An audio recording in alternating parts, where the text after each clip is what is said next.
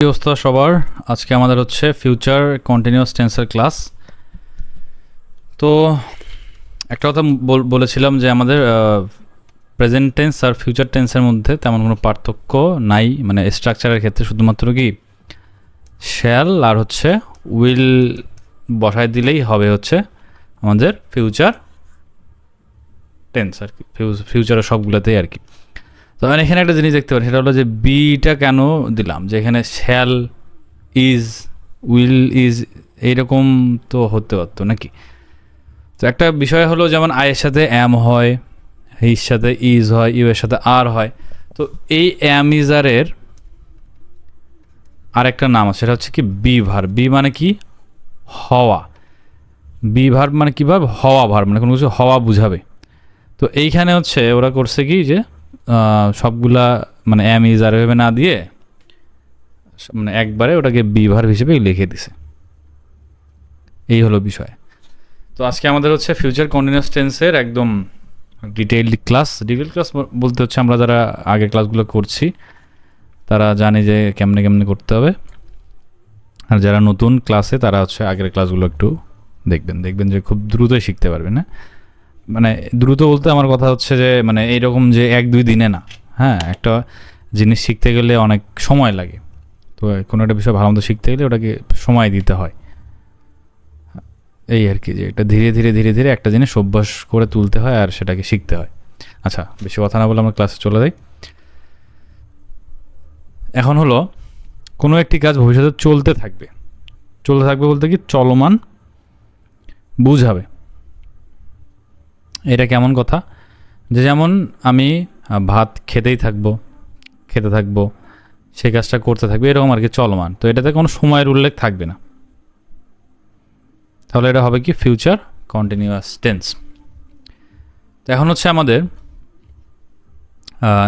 Auxiliary verb হিসেবে থাকবে কি শ্যাল বি আর উইল বি।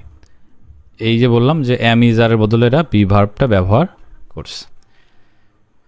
তো এখন আমরা জানি কন্টিনিউয়াস মানে কি ভার্বের সাথে আইএনজি, কন্টিনিউয়াস মানে কি আইএনজি। তো এই আর কি সাবজেক্ট প্লাস শ্যাল অথবা উইল, ভার্বের সাথে আইএনজি অবজেক্ট। তো এখানে দেখেন I shall be eating rice, আমি ভাত খেতে থাকবো, আর এখানে আইয়ের সাথে উইলও দেওয়া যাবে, কোনো ব্যাপার না। I will be eating rice, আমি ভাত এখানে হচ্ছে খেতেই থাকবো, বুঝাবে যে চলমান বুঝাবে, যে খেতেই থাকবো এখানে কি দৃঢ় প্রতিজ্ঞা বুঝাবে উইল দ্বারা, মানে খাবোই এরকম বিষয়। ওই যে আমরা ইনডেফিনিট দেখছিলাম যে খাবোই, এরকম উইল ব্যবহার করলে এরকম হয়। আচ্ছা,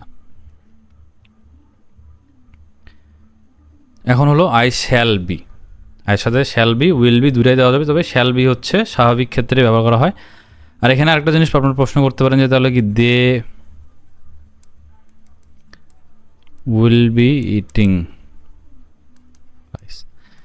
এটা দ্বারা হচ্ছে কি তারা ভাত খেতেই থাকবে, এটা দ্বারা এটাও বোঝানো যাবে, কোনো সমস্যা নেই। এই হলো বিষয়।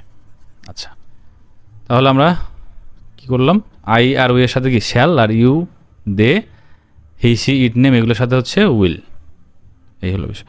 তাহলে I shall be eating rice, আমি ভাত খেতে থাকবো, we shall be eating rice, আমরা ভাত খেতে থাকবো, মানে চলমান বুঝাবে আর কি। They will be eating rice, তারা ভাত খেতে থাকবে, he will be eating rice, সে ভাত খেতে থাকবে, she will be eating rice, সে ভাত খেতে থাকবে, it will be eating rice, ইহা ভাত খেতে থাকবে, রহিম উইল বি ইটিং রাইস, রহিম ভাত খেতে থাকবে। এখন আমরা দেখছিলাম যে দুইটা যদি অক্সিলারি ভার্ব পাশাপাশি থাকে পুরোটা নেওয়ার দরকার নেই, প্রথম অংশটা নিলেই হয়। তো শ্যাল আর উইলটা আমাদের মেইন অক্সিলারি ভার্ব এখানে। তো এখানে হচ্ছে শ্যালটাকে সামনে দিলে, shall I be eating rice, আমি কি ভাত খেতে থাকবো, shall we be eating rice, আমরা কি ভাত খেতে থাকবো, will you be eating rice, তুমি কি ভাত খেতে থাকবে, will they be eating rice, তারা কি ভাত খেতে থাকবে, will he be eating rice, সে কি ভাত খেতে থাকবে, will she be eating rice, সে কি ভাত খেতে থাকবে, এরকম আর কি বিষয়টা। তো আপনারা হচ্ছে এভাবে প্র্যাকটিস করবেন, লিখবেন খাতায়, বেশি বেশি করে লিখবেন, দেখবেন যে হয়ে যাবে। আর এটা হচ্ছে নেগেটিভ বলতে না বোধক করার সময় কী হবে, এই যে শ্যালের পরে শ্যাল আর বির মাঝখানে নট, শ্যালের পরে নট বসায় দিলেই হবে, অক্সিলারি ভার্বের পরে নট বসায় দিলেই হবে। তাহলে আমি ভাত খেতে খেতে থাকবো না, I shall not be eating rice. আমরা ভাত খেতে থাকবো না, we shall not be eating rice. সে ভাত খেতে থাকবে না, he will not be eating rice. এখানে হি শ্যাল কথাটা ব্যবহার করা যাবে, তবে ওরা খুব একটা মানানসই হবে না বা সুন্দর শোনাবে না। এই জন্য আর কি আমরা এর সাথে উইল বা সেই সাথে মানে থার্ড পারসন সিঙ্গুলার মানে আই আর উই বাদে সবগুলোর সাথে উইল কথাটা মানে উইল এই ভার্বটা ব্যবহার করবো অক্সিলারি ভার্ব। তো এই আবার আগের মতোই যে যদি আমরা ডাব্লিউএস কোশ্চেন ব্যবহার করি তাহলে কি এই যে what shall I be eating, আমি কি খেতে থাকবো। কি বুঝাবে ওখানে যে ভাত আসলে কি ভাত খাবো না কি খাবো, সেটা হচ্ছে ওই জিনিসটাকে বুঝাবে, আমি কি খেতে থাকবো এই আর কি বিষয়। Will you be eating rice, তুমি কি ভাত খেতে থাকবে, তাহলে what will you be eating. আর এই যে এইটা দ্বারা আমরা কি বলছিলাম যে এই অক্সিলারি ভার্ব দ্বারা প্রশ্ন করা হলে সেটা কি ইয়েস অথবা নো এর অ্যান্সার জানার জন্য, যা খাবো কি খাবো না এই আর কি বিষয়।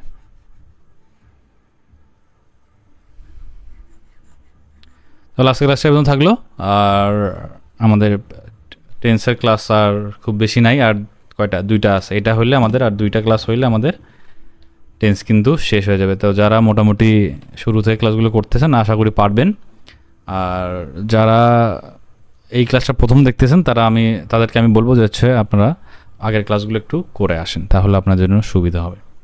তো এই আর কি ছিল আজকে ক্লাস। সবাই ভালো থাকবেন, আবার নেক্সট ক্লাসে দেখা হচ্ছে।